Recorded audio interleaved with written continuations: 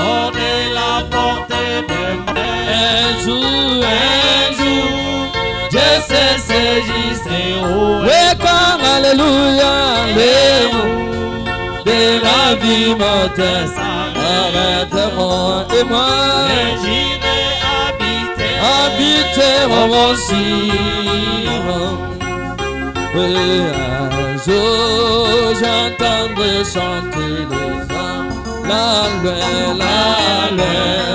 des ombres et de la tombe. Oui, toutes les cloches disaient sonneront quand les saints chantent de oui, un jour, hors de la portée de un jour, Dieu s'est saisi, c'est oui, comme alléluia, les mots de la vie mortelle, arrêteront et moi, habiter au mon cire. Et un jour, je n'aurai plus de la mer, mes grâces seront finies. Oui, terre, terre, ciel et brisé rétabli. Mes soupirs, plaît sincère. Oui, un jour, au de la portée de mon un jour, Dieu s'est saisi. Oui, car alléluia, les mots de la vie mortelle, arrêteront et moi, habiter au mon cire.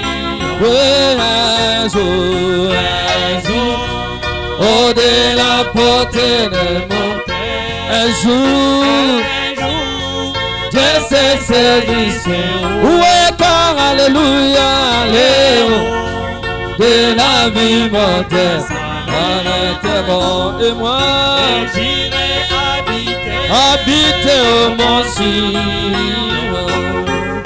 Oui, les moi j'ai sombre ces flammes, et là,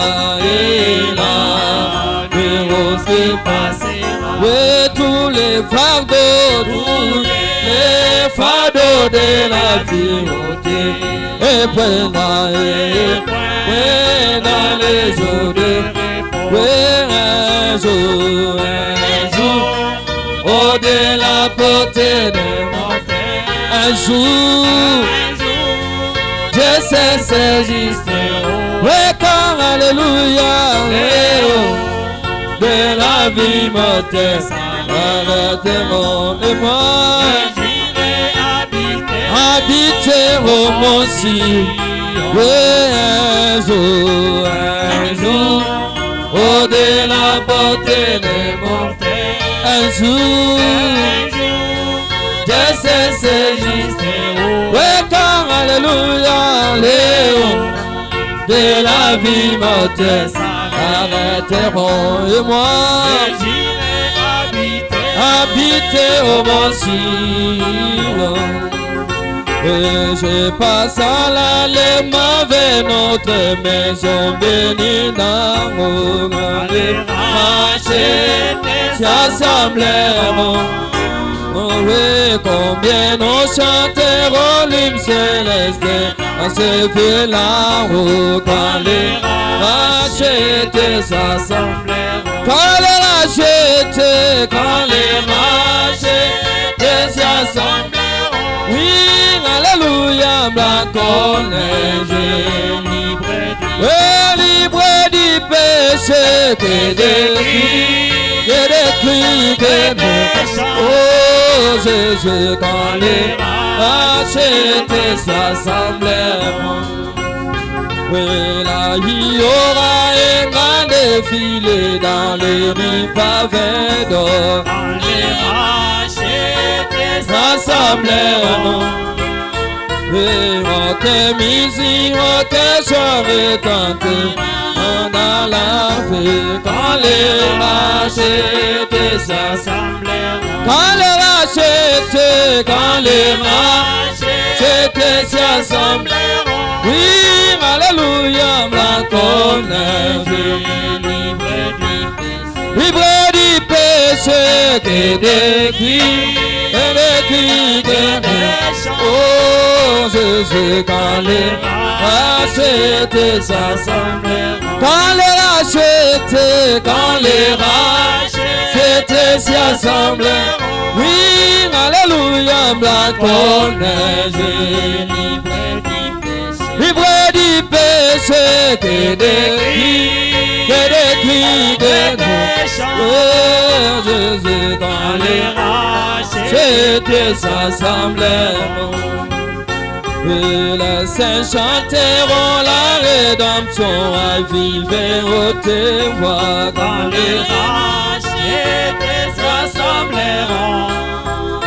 Et les gens l'écouteront seulement ne pouvoir pas la chanter. Les rachetés s'assemblèrent. Quand les rachetés s'assemblèrent. Oui, alléluia, la connaître. Libre du péché, que des cris, oh Jésus, quand les rachetés s'assemblèrent. Et les sauveurs donnèrent l'ordre de préparer le festin. Quand les rachetés s'assemblèrent. Et nous attendons son appel, venez vous bénir du Seigneur. Quand les rachetés s'y assemblèrent. Quand les rachetés s'y assemblèrent. Oui, alléluia, ma connaître. Libre du péché, que des cris, oh Jésus, quand les rachetés s'assemblèrent. Quand les rachetés s'y assemblèrent. Oui, alléluia, ma connaître. Libre du péché, que des cris, oh Jésus, quand les rachetés s'assemblèrent.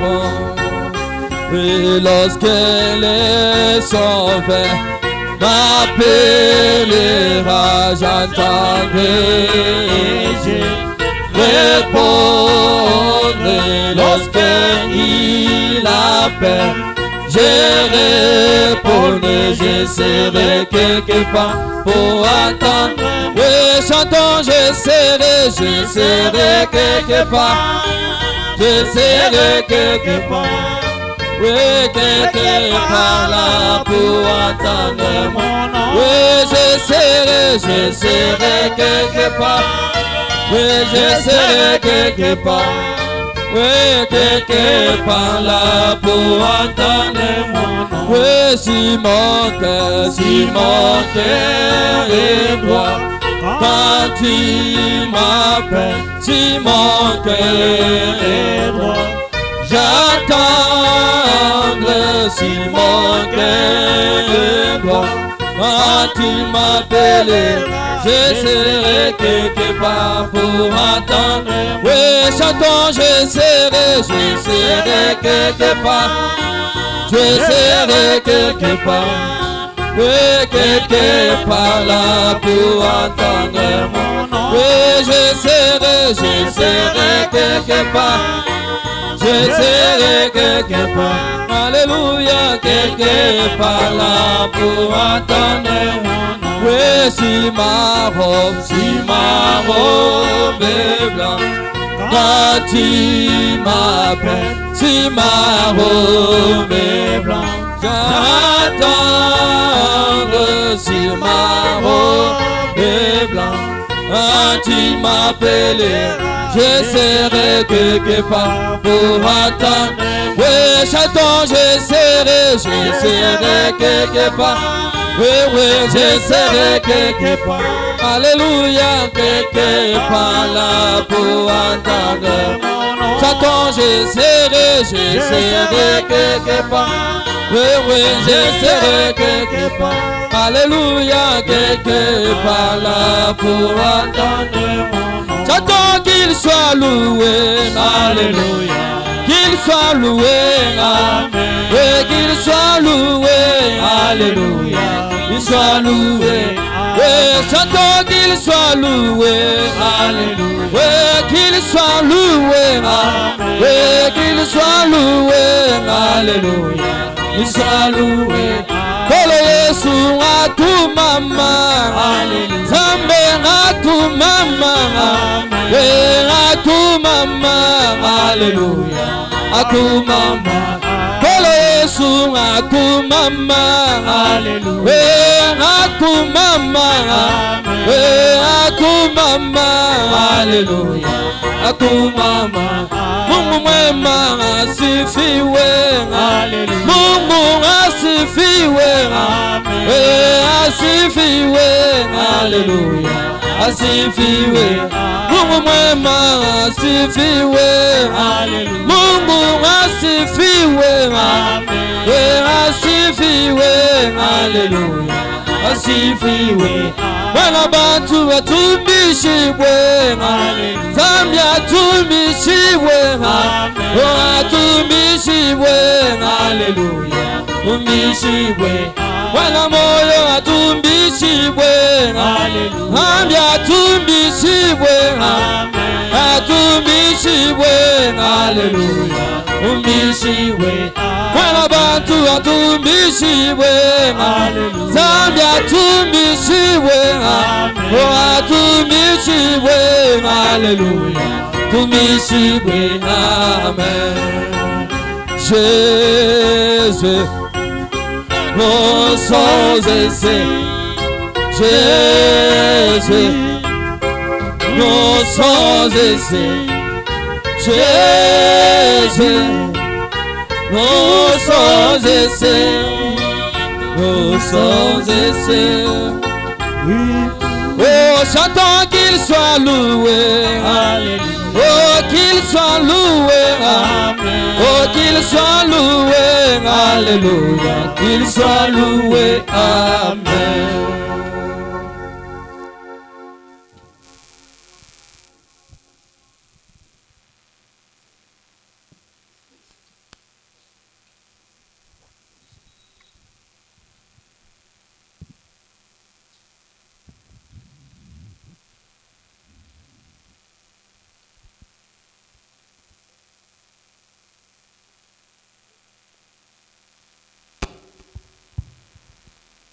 Que le Seigneur vous bénisse d'être là cet après-midi. Bwana Mungu apate kuwabariki hapa jioni. Nous pouvons tenir directement debout, on lit la parole. Naweza kusimama haraka haraka bwima tupate kusoma neno la Mungu. Nous allons prendre Jean chapitre 12, Tukamateni Yohana sura ya 12 versets 21 à 24. pakistari ka 21 mpaka 24. Quelques Grecs du nombre de ceux qui étaient montés pour adorer pendant la fête Katika ya Wagreki wenye kupanda njoo apate kuabudu katika ya karamu, s'adressèrent à Philippe de Bethsaïda wao en Galilée wakamwambia Filipo wa Bethsaida et lui dirent avec instance: na wakamwambia na kukaza kote, Seigneur, nous voudrions voir Jésus. Bwana tunapenda kuona Mungu. Philippe alla le dire à André, Pale sasa Filipo akaenda kumwambia Andre, puis André à Philippe, pale Andre naye akamwambia Filipo, et Philippe le dira à Jésus. na pale Filipo akamwenda kumwambia Jésus Yesu. leur répondit: Yesu akawajibu, l'heure est venue où le Fils de l'homme doit être glorifié. hapa wakati imefika mwana wa mtu apate kutukuzwa. En vérité, je vous le dis, Mkweli pale mimi nawaambia, si le grain de blé qui est tombé en terre ne meurt, kama tu ile tunda ya agano inanguka pa budongo haifwe, il reste seul. yo itabaki yenyewe, Mais s'il meurt, lakini kama inafwa il porte beaucoup de fruits. italeta matunda zingine mingi kabisa. Merci encore notre Père pour ce moment que tu nous donnes encore de nous avancer devant de toi. Tu sais, chaque personne qui a étudié peut lire cette parole et l'expliquer. Et ce soir, nous ne sommes pas venus juste pour écouter les explications de la parole. Nous sommes venus pour voir, toi, l'auteur de la parole, nous visiter, Seigneur. Viens, ô Dieu, oindre ces paroles pour nous. Ô Éternel, nous sommes préparés comme tout homme. Mais nous voulons, Seigneur, que nous puissions être juste un canal de transmission de la vie de Dieu. Oui, Éternel, nous savons que sans toi, nous ne pouvons rien. Prends-nous en charge dans toute cette partie, du début jusqu'à la fin, pour ta propre gloire au nom de Jésus. Amen. On nous asseoir. Que Dieu ajoute des bénédictions à l'écoute de sa parole.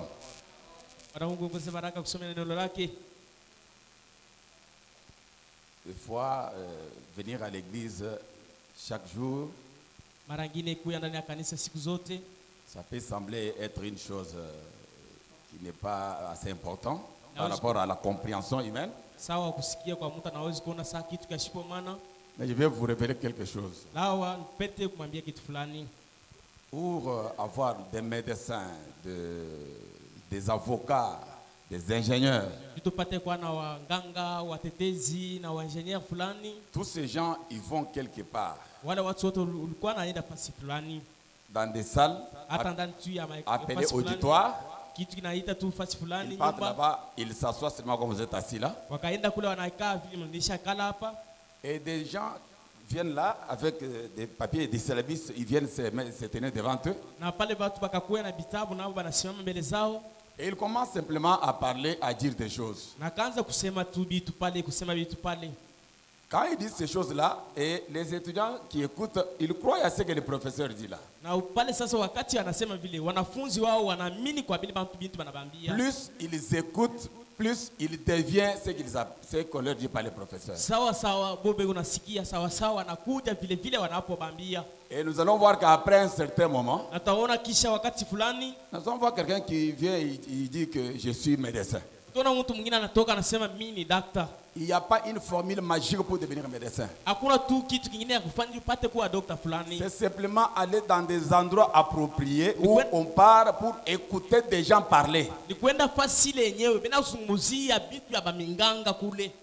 Et ils mettent foi dans ce que ces gens-là disent.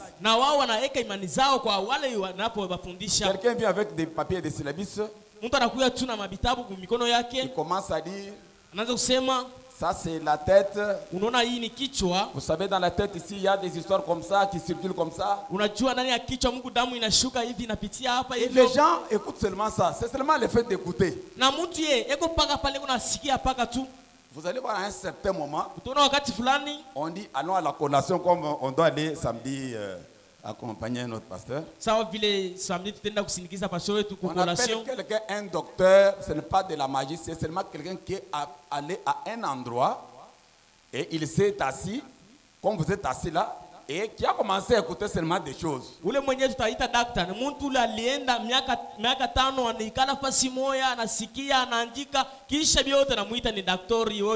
Si les paroles des scientifiques, les déclarations des scientifiques, cela change les gens. Amène des gens à devenir des médecins. À tel point que nous mettons notre confiance dans ces gens-là. Vous pouvez aller voir un médecin, il vous dit non, non, comme je te vois, je vois que tu es malade, allez, on doit t'opérer. Et puis tu crois. Et tu dors là-bas, il prend les bistouris, il t'opère. Juste parce qu'il est allé quelque part et il a écouté des gens lui dire des choses. Mais que fera la parole de Dieu? Quand nous l'écoutons de temps en temps, nous devenons réellement Dieu. Ne pensez pas que quand vous venez, vous écoutez, c'est la seule formule de monter dans les dimensions. C'est la seule formule de devenir des dieux sur la terre. C'est seulement de venir et vous asseoir là. Et on commence à vous dire des choses comme vous écoutez là. Et vous croyez à cela. Que Dieu vous bénisse. Le mercredi là, on est en train de parler sur la persévérance. Pour montrer que nous ne devons pas lâcher.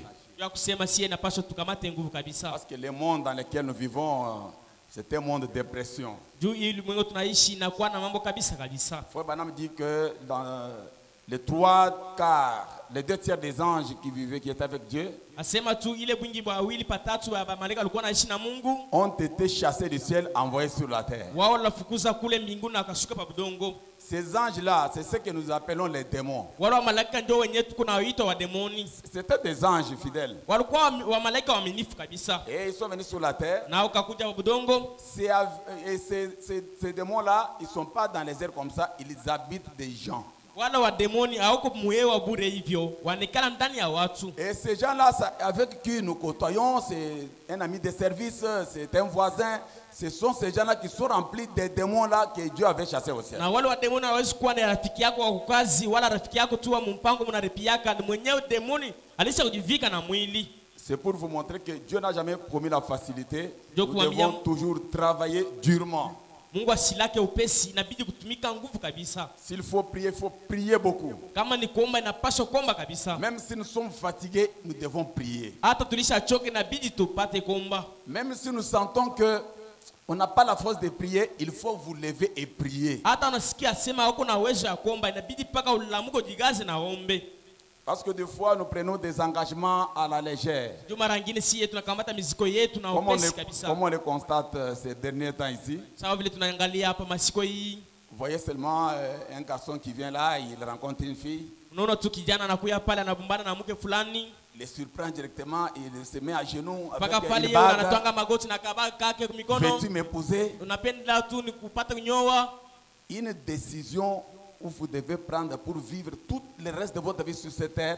Mais on le prend à la légère comme ça. Quelqu'un qui vous apparaît dans un bar ou bien dans un endroit public là, directement, veux-tu m'épouser? Et elle aussi, oui, je l'accepte.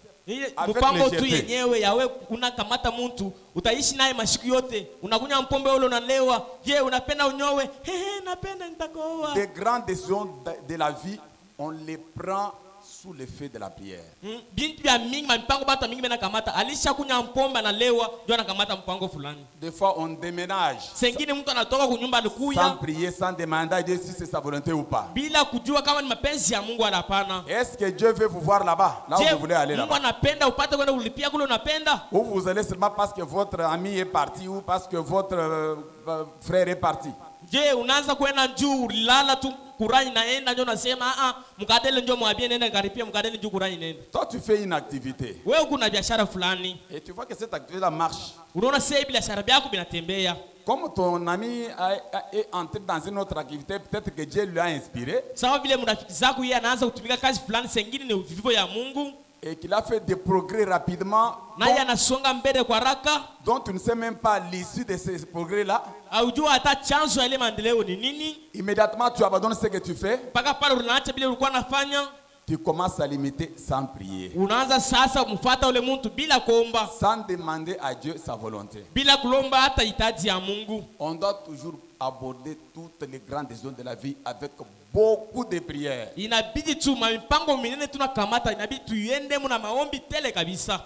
Papa m'a dit même que je préfère une église où il n'y a même pas un don, mais où les gens prient beaucoup. Ndugu anasema natamani kanisa ile hamuna hata zawadi lakini bantu biko naomba sana kabisa. Parce que c'est la prière qui produit les dons même. Juu maombi ndio kunaleta mabipaji. C'est la prière qui vous amène à un être de nouveau. Pale sasa maombi ndio nasukuma mtu azalike mpya. C'est quand vous priez que Dieu déverse les bénédictions. Wakati unapoomba Bwana Mungu anashusha baraka yake. C'est la prière qui est la clé. Maombi ndio fungulo. Nous devons être des gens qui prient beaucoup. Inabidi tuwe batu beko naomba kabisa. Même si vous connaissez un peu de citations seulement, mais connaissez cette université des genoux. Pale sasa hata unajua tumeandika kiloko lakini pata kujua masomo ile ya magoti. Frère parle d'un général là, général Eisenhower. Il était devenu président des États-Unis. Il racontait comment quand ils étaient en guerre. Il dit que quand nous sommes en guerre, on peut prendre l'obus, l'arme là qui tire à distance, qui fait la destruction massive là. On introduit des lance-roquettes. On tire. Ça part à côté. Le général dit on n'abandonnait pas. On remettait encore l'autre missile. on tire, tulikuwa napiga sasa, ça part à côté. inaenda paka pembeni. Il dit, on mettait jusqu'à ce que ça atteigne la cible. Yanasema si tunapima pima paka pale hiyo itafika fasi tunapoipika. On ne doit pas vous essayer quelque chose, vous voyez, ça n'a pas tenu aujourd'hui, directement vous lâchez. Hapana, unapima pima kitu leo akibambe unakiachilia ndio unapima kingine hapana. Quand vous voulez entreprendre quelque chose, Ndio unasema wakati unapenda ufanye kitu et fulani que vous voyez les obstacles surgir de tous côtés, na unaona mabikwazo ngambo zote, il dit c'est un bon signe. asema ni alama mzuri. Allez de l'avant. Wewe songa mbele. Mais si tu fais des choses, Kama unafanya vitu tu vois que ça se va d'aller comme sur les roulettes. unaona bio bio unatembea sawa vile patapi na zinguluka. Faut madame dit arrêtez-vous. Ndio unasema simama Et dites kwanza. à Dieu, Na mwambie Mungu, Seigneur, Bwana, qu'est-ce qui se passe? je hapa inapitikana Quelque hivi? chose ne va pas. Ni kusema kitu fulani kikuwe Donc, faut sawa. madame comprend que les choses ne doivent pas aller toujours avec des facilités Ndugu dans mama tous les domaines. Ndugu mama asema mabipaji vyote vitu vipashe kwenda tu kwa haraka haraka upesi yote hapana. Que le Seigneur vous bénisse. Bwana Mungu awabariki. Nous allons parler sur le thème que nous avons écrit là-bas. Sie tutazunguzia hapa ile kisina tunaandika pale Voir Dieu. kuona Mungu. Voir Dieu, frère Banam a prêché ça plusieurs fois. Kuona Mungu ndugu Bwana alisha hubiri hayo mara mingi. Il a donné le titre de Messieurs de voir Jésus. Asema Bwana tunapenda kuona Yesu, Voir Dieu. kuona Mungu. Et beaucoup de sermons dans ce Tuko sens. mahubiri mingi pa kuona Mungu.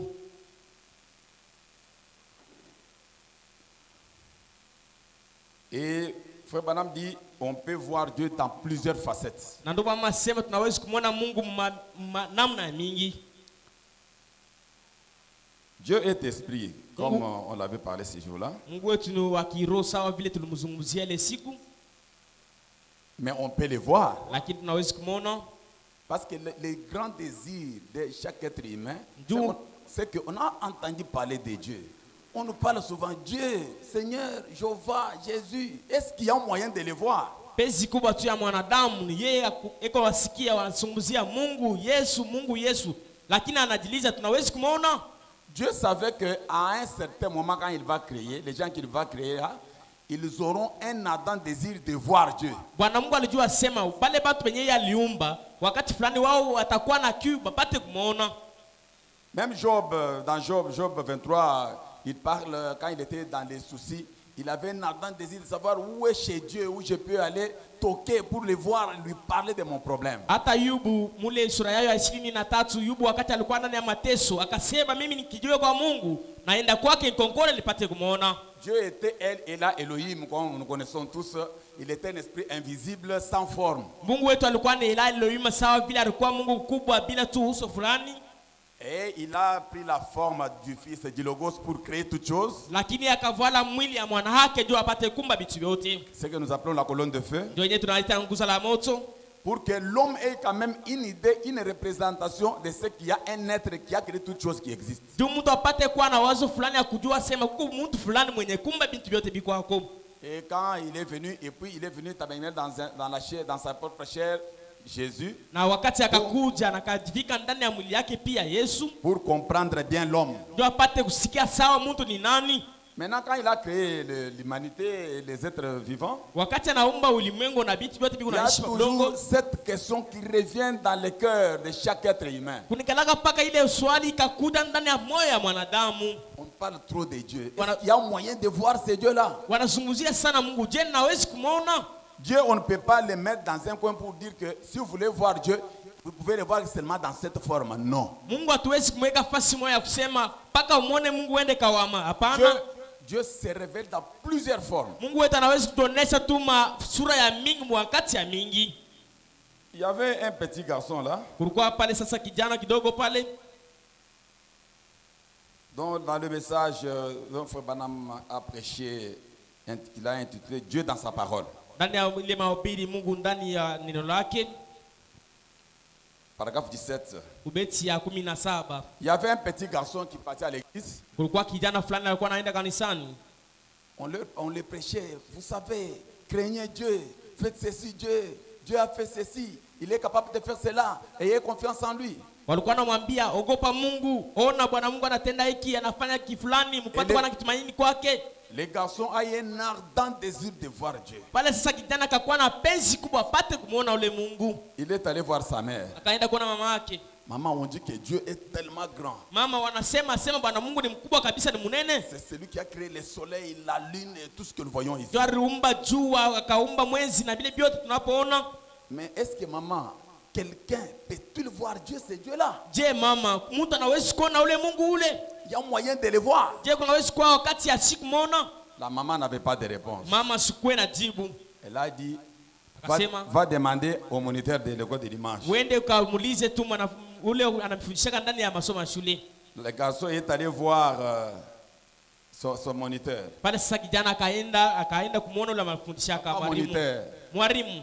Chaque jour vous nous enseignez de Dieu. Siku zote unatuambia mambo ya Mungu. Il faut marcher bien devant Dieu. Inabidi kutembea sawa mbele za Mungu. Mais c'est Dieu là dont vous parlez là. Lakini le Mungu nazungumzia. Est-ce qu'il y a moyen de le voir? Je kuna namna ya kumuona? Parce que moi j'ai un ardent désir de voir ce Dieu là. Jua hapa mimi penzi langu ni ya kuona ule Mungu ule.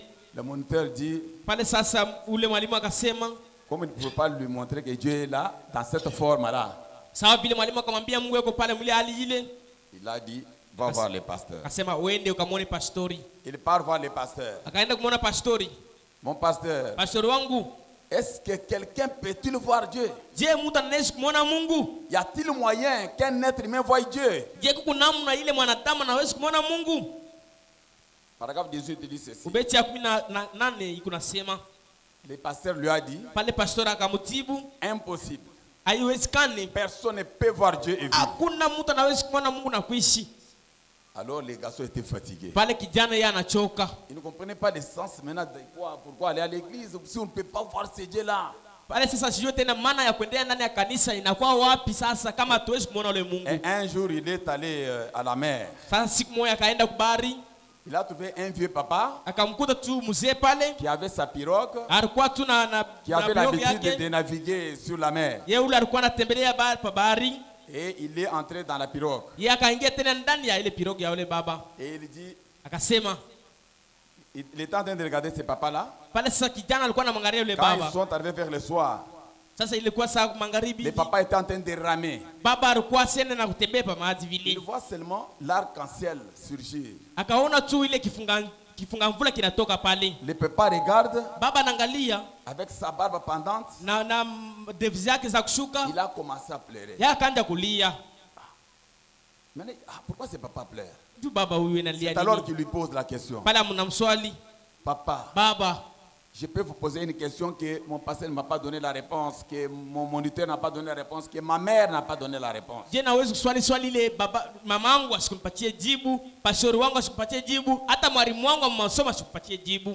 Et lui a dit, na yeye akasema, tellement que Dieu est grand. Sawa vile Bwana Mungu ni mkubwa kabisa. On parle de sa grandeur et de sa force. Wanazungumzia mambo ya uwezo yake na bunende wake. Est-ce qu'il y a-t-il moyen de voir ce Dieu-là? Je, kuna namna ya kumuona ule Mungu? Si Dieu est grand, kama Mungu ni mkubwa, mais pourquoi nous ne pouvons pas le voir? Je, hatuwezi kumuona? Et il a dit, na yakasema, un homme peut-il voir Dieu, messieurs? Je, mwanadamu anaweza kumuona Mungu e Bwana? Cela toucha les vieux pécheurs. Ile kamgusa sana ule mwakulopola samaki. Il tira ses rames avec il ramait. Alikuwa anatembea na tumbe pa maji vile. Il prit le petit garçon. Akamkamata kijana kumkono. Il le serra dans ses bras. Akamkamata ndani ya mikono yake. Et il lui dit, na pale kunamwambia, que Dieu bénisse ton petit cœur. Bwana Mungu apate kubariki moyo yako sawa. Tout ce que j'ai vu pendant les 40 années passées, bile byote naona ile miaka 40 inapita hii, je n'ai vu que Dieu. Mimi naona ni paka Mungu. Mais mon pasteur m'a dit qu'on ne peut pas voir Dieu. Lakini pastor ananiambia hatuwezi kuona Mungu. Il dit que tout ce que moi j'ai vu, anasema byote nilishaonaka, je n'ai vu que Dieu. Ninaonaka paka ni Mungu. Et frère Banam te fait une délégation là-bas et dit, na pale ndugu Banam yule unatangazia kusema, voyez-vous, mnaona, vous devez avoir Dieu ici à l'intérieur pour le voir là-bas dehors. Inabidi uwe kuanza na Mungu ndani yako ndio upate kumuona sasa nje. Pour voir Dieu dans mon frère. Pour voir Dieu dans ma soeur. Je dois la voir d'abord dans mon cœur. Si vous voyez un frère ou une soeur, lui, il ne voit jamais quelque chose de bien dans quelqu'un. Yasione kitu kizuri ndani ya mtu mwingine. Il a un cœur faux. Ni kusema kuna moyo mbaya kabisa. Il y a des gens, Kuko batu, quand on dit, bon, vous savez, vraiment, j'aime beaucoup ces frères-là, en tout cas, la façon dont on les cantiques, frère, ne vous en faites pas, c'est un hypocrite.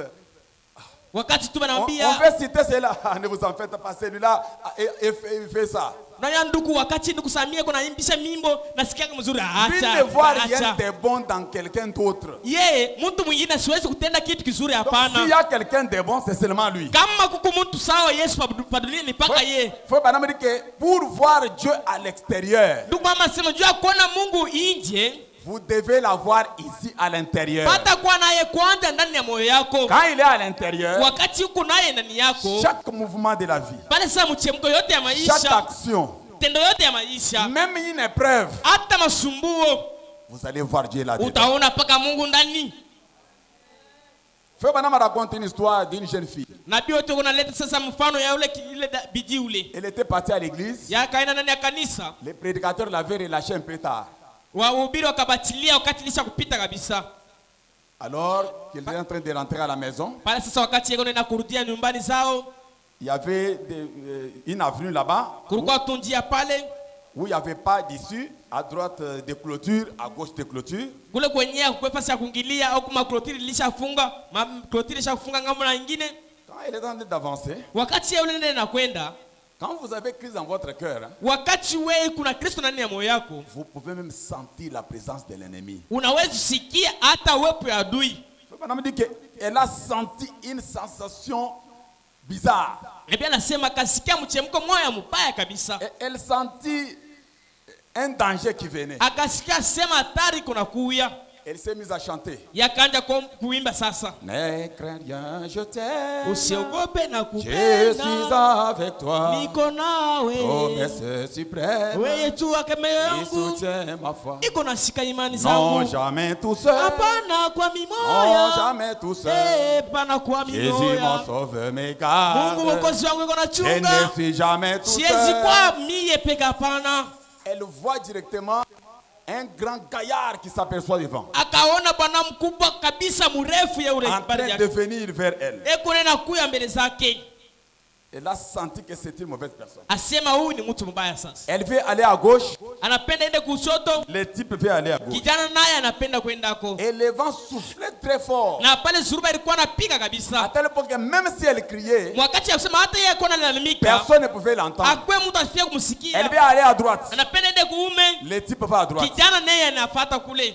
Elle a compris que la seule façon de me libérer, c'est de prier. Asema hapa su namna mimi kukimbia au Bwana ni kuomba. Comme nous le chantons souvent. Sawa ile tunaimbaka. Quand la tentation survient, Wakati murmure ces noms mambo en prière. inakuya inakamata tungine Quand na la maombi. tentation arrive, Wakati masumbuo inakuja, murmurez le nom du Seigneur en wewe prière. pata kusema jina la Yesu ndani ya maombi. Elle a murmuré une petite prière. Akasema tu ombi kidogo pale.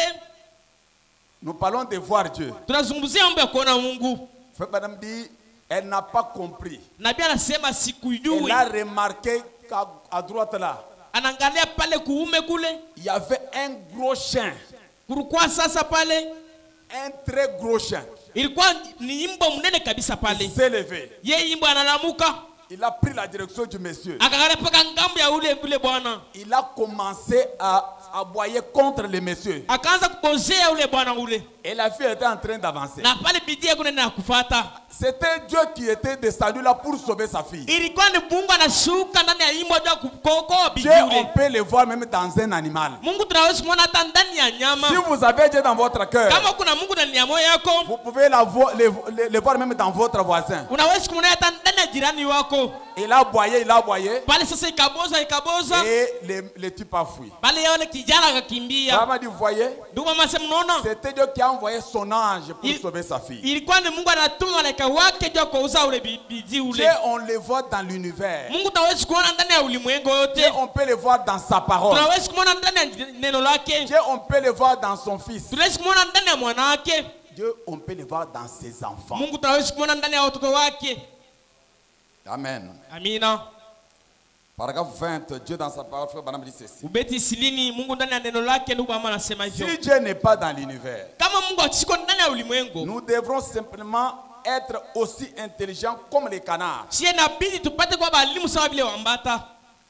Tous les animaux que vous voyez ici, Hii manyama zote mnapoona, Dieu a mis quelque chose en eux Mungu alishaweka kitu fulani ndani zao. qu'on appelle instinct. Ile inasema ndio apate kuwaza nakyo. L'instinct là n'est pas dans les êtres humains. Ile instinct ikalake ndani ya wanadamu. C'est seulement dans les Ni animaux. paka ndani ya wanyama. Si peut-être un grand bâtiment va s'écrouler, Hata kama tu hata batima munene tu inapenda vérifiez yanguke. dans beaucoup de commentaires, vous allez voir que même là où les gens sont morts, vous ne verrez pas un chien mort là-bas, ou bien un animal. Mutaona tu fasi bantu ile nyumba inaanguka banakufa. Nyama shitakufia ile fasi. Cet instinct-là que Dieu a placé dans les animaux là, Ile instinct Mungu anaweka ndani ya wanyama ile. ils peuvent sentir un danger qui va venir dans 2 jours. Wanawezi kusikia ile hatari na kuia mbele zao. Frère Branham me raconte l'histoire de ces canards ici. Ndugu wangu unaonesha ile tu hadithi ya wabata. C'est les canards là les canards blancs là qui naissent souvent sur les eaux là. Ile mbata ya nyeupe iko natembelea pa bahari.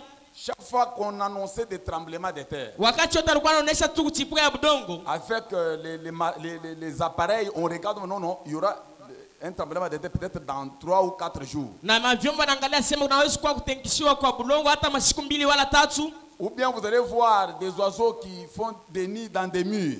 Utaona hata banyama banafama bandege wanafama bisangala ndani ya mabibambasi. Si les murs là est sur le point de s'écrouler, Kama ile tu nyumba inapenda yanguke, vous allez voir avant que ces murs s'écroulent, utaona mbele ya ile kibambasi kipate kuanguka. tous les oiseaux ont déjà déménagé. Wandege wote walishatoka hapo.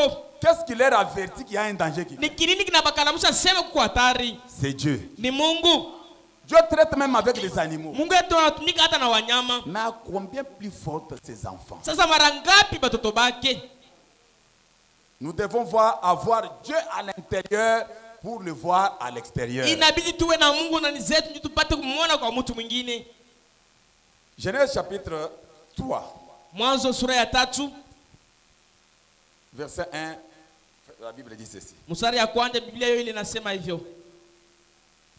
Lorsque Rachel vit qu'elle ne donnait point d'enfant à Jacob, Wakati sasa ule akaona sema yeye asilete tu batoto kwa Yakobi, il porta envie à sa sœur et elle dit à Jacob. na sasa pale yeye akakuwa na mapenzi kwa dadake na akamwambia Jacob. Rachel a tenu son mari dans les habits. Pale sasa Rachel akakamata bwanake ndani ya manguo. Comme Léa enfantait des enfants, elle avait déjà beaucoup d'enfants là-bas, c'est 8 enfants. Sawa vile Lea alikuwa na zala, alikuwa na batoto 8 pale. Rachel n'enfantait pas. Rachel yeye ashikwe na zala. Elle a saisi son mari. Akakamata bwanake. Donne-moi des enfants. Unipatie batoto. Écoutez la réponse de Jacob. Msikie sasa jibu ya Jacob. La colère de Jacob s'enflamma contre Rachel. Pale sasa kisilani kikalamkia Rachel Et pale. il lui dit, Na yakamwambia, suis-je à la place de Dieu "Je, mimi nilikufasi ya Mungu? qui t'empêche d'être féconde?" Ule mwenyewe anakatala usipase kuzaa." Voyez, Mnaona? c'est Dieu qui peut rendre une personne stérile pour un temps. Mungu ndio anaweza kumleta mtu anakuwa asipo uzala ndio wakati fulani. Jacob dit, Yakobo suis-je à la anasema, place de Dieu "Je, mimi nakuwa fasi ya Mungu? qui a fait que tu ne puisses pas enfanter jusqu'aujourd'hui?" Ule mwenyewe anafanya juu wewe sikuzale tina leo hii."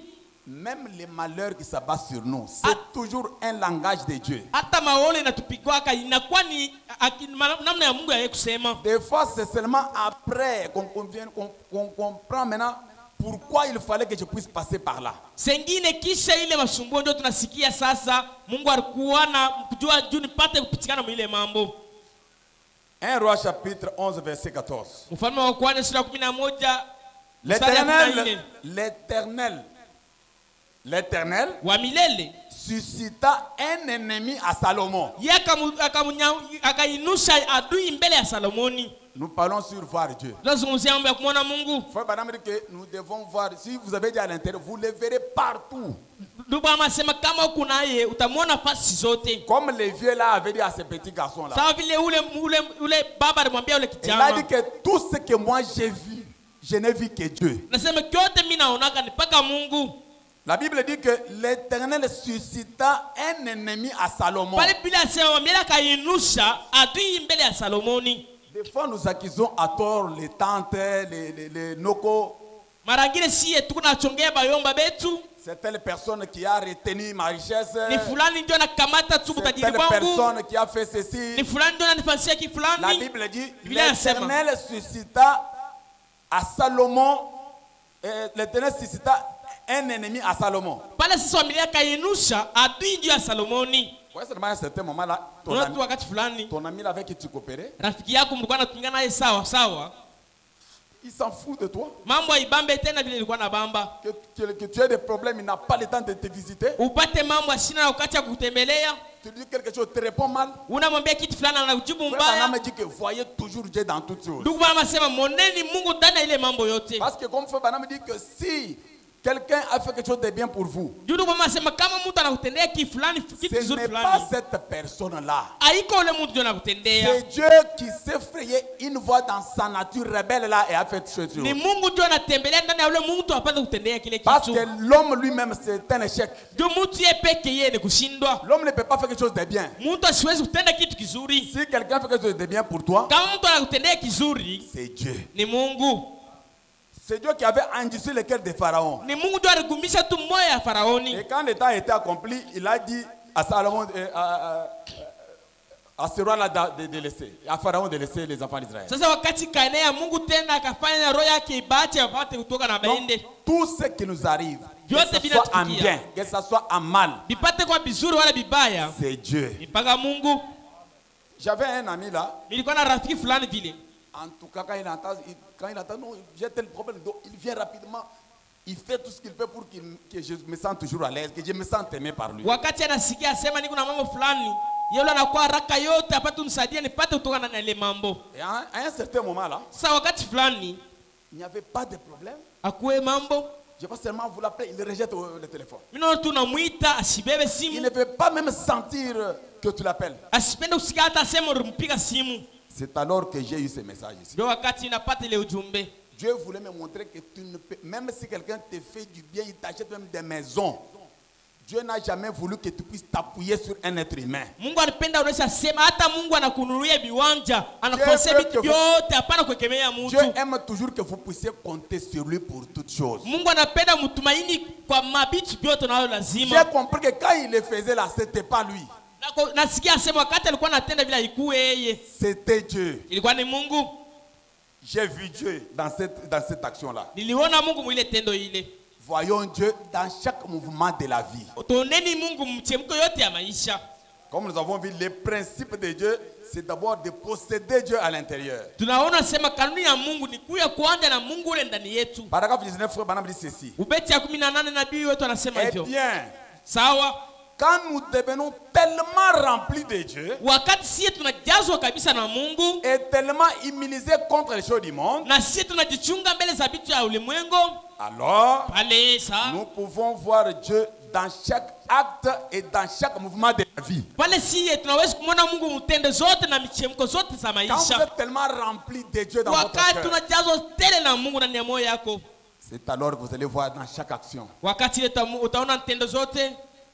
Quand quelqu'un se tourne contre vous, Wakati mtu anakupinganisha, la personne pour laquelle tu as beaucoup prié, mtu ile kitu kenye urombea tu as, sana,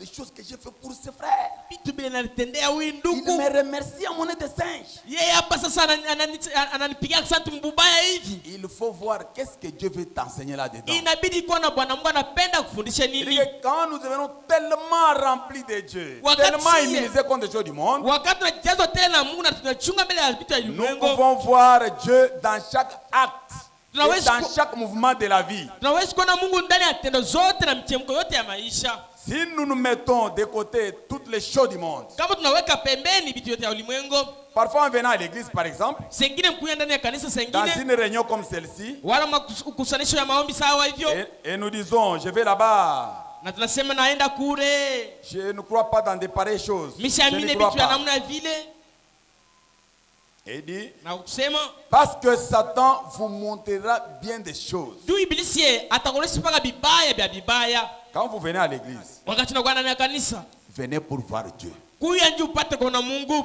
Si vous venez pour écouter quelqu'un qui connaît bien s'exprimer en français, qui parle comme Emmanuel Macron, Kama unakuya tunyu pa tusikia mtu anasema lu Francia, sawa Macron kule ku France. ou vous venez pour entendre quelqu'un qui connaît vraiment la grammaire, Sawa vile unakuya se ye grammaire namna gani banapanga kama misemo. le diable sera pour vous montrer beaucoup des erreurs. Pale de ibilisi l'Église. atakuya na kuonesha ile français pale anasema mbaya na hii inasema mbaya, ile Mais nyingine si ni vous mbaya. venez pour voir Dieu, Wakati unakuya tundu ya kumwona Mungu, Dieu se fera connaître à vous. Mungu atajijulisha kwake.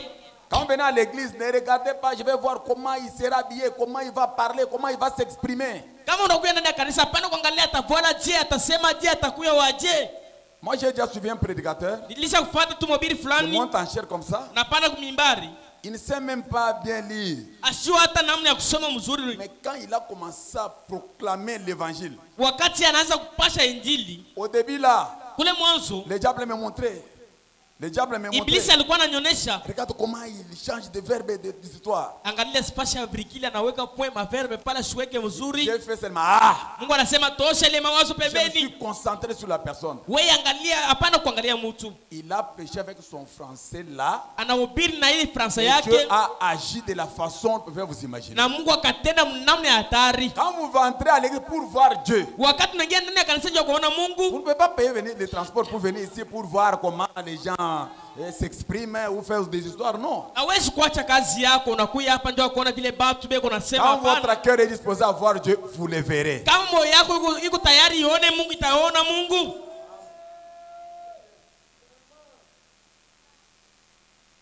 Paragraphe 39, frère Banam dit ceci. Ubeti ya 39 na Oh ndugu Dieu. anasema, "Hey Mungu, Puissions-nous ne pas voir l'esprit si borné et si étroit? hapa si tusikwende tile maro ya mubaya na ile yenyewe kuharibu, Puissions-nous tout simplement regarder tout autour de nous et voir Dieu partout? lakini tupate kuona pembeni yetu na tuone Mungu fasi zote." À combien plus forte raison nous pouvons le voir ce matin dans ces aimables enfants? Mara ngapi sisi tunaweza kumwona hapa magharibi hapa watoto bake bapendwa Tandis kabisa, que nous communions ensemble. wakati ile sisi tunashiriki Quand nous pamoja, entrons à l'église, wakati tunaingia ndani ya kanisa disposés à voir Dieu. tuko tayari ya kuona Frère Banam a Mungu. prié. Frère Banam prie Hapa ndipo meko naomba pour que nous puissions les voir dans ces aimables enfants qui sont là. tupate kumwona ndani ya watoto wake wapendwa benye kuwa Quand je hapo. peux voir Dieu dans mon pasteur, Nawezi kuona Mungu ndani ya pastori wangu, quand il priera pour moi, wakati ataniombea je sais que c'est Dieu. najua sema ni Mungu. Parce que frère Banam dit, Juu ndugu kama quand nasema vous êtes tellement remplis de la parole, wakati wewe na kwamba ni ujazo tele na neno, vos propres paroles deviennent la parole de Dieu. pale maneno lako inakuwa ni neno la Mungu. Non, vous n'avez pas compris. Amsikie sawa. Frère Banam dit ceci. Ndugu kama nasema hivyo, Si vous êtes remplis de la parole, kama unajazwa tele na neno la Mungu, la parole c'est pas les écritures. hapa neno la Mungu haiko miandiko hii. La parole c'est Dieu. Neno la Mungu ni Mungu. Quand vous êtes tellement remplis de Dieu, Wakati unajazwa tele na Mungu, vos propres paroles là deviennent la parole de Dieu. misemo yako inakuwa misemo ya Mungu. C'est pourquoi vous allez voir un homme de la chair. Unaweza kuona tu mwanadamu Il dit, anasema reçois le désir de ton cœur. wewe pata hitaji ya moyo yako Et tu vois les choses changer dans ta vie. na unaona vitu vinabadilika ndani ya maisha zako, Si les démons ici, les magiciens ici, kama tu bashawi hapa hivyo, les serviteurs du diable, pale tu watumishi wa ils ibilisi viennent, wanakuja ils imposent les maladies aux gens.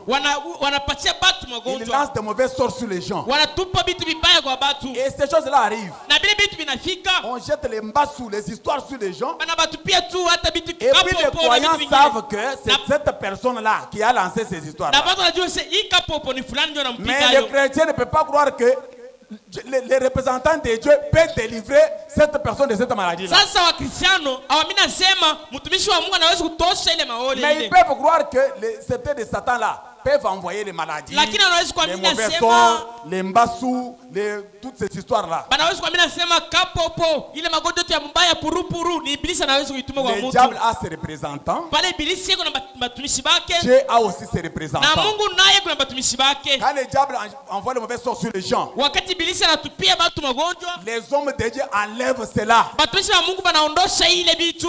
Dieu a donné ce pouvoir-là. Mungu anatupasia ile wezaji Bon, ile. madame me dit, Ndio maana nasema Jésus a chassé les démons Bwana Mungu alifukuza wademoni et il nous a donné aussi le pouvoir de faire la même chose. naye akatupasia wezaji ya kutenda kimoya kile.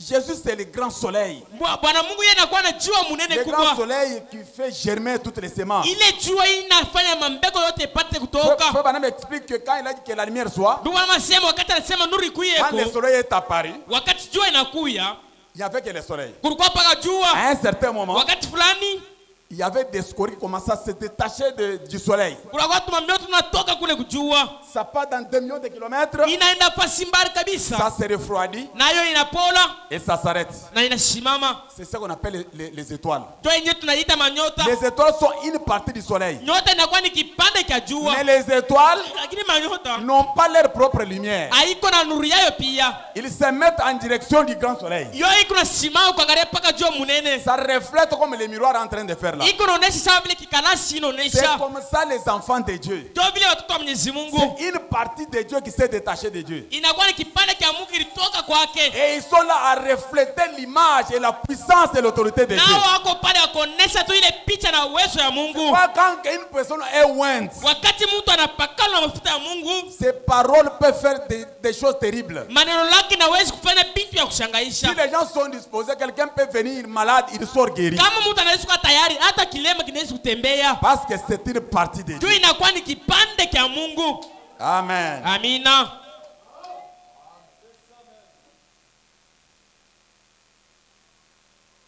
La Bible parle dans 2 Samuel 16, Biblia inazungumzia 2 Samueli 16. il parle de Shimei. Inazungumzia mambo ya Shimei. Shimei, donc, il ne marchait pas. Shimei yeye ashikuwa anatembea, Il a vu le roi David en train de passer. akamwona mfalme Daudi yako napita. Il a commencé à injurier le roi David. Akaanza kumchambula mfalme Toi, Daudi. David, Wewe Daudi, Dieu t'a quitté. wewe Mungu anakutoka. Pourquoi ton fils Absalom, Wewe mtotoka il Absalom. va récupérer le trône. Yeye atabeba kiti cha enzi. Il a commencé à injurier en face le roi David. Akaanza kuchambula mfalme Daudi hivi.